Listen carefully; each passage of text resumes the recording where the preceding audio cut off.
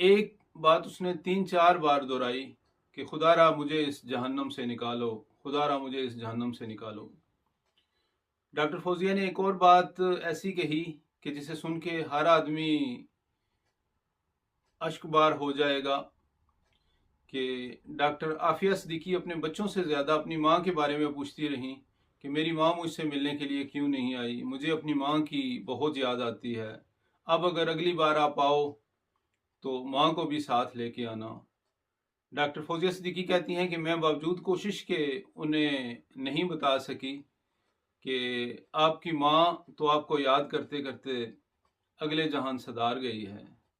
انہی دکھ بھرے لمحوں کے ساتھ اور نم آنکھوں کے ساتھ ڈاکٹر فوزیہ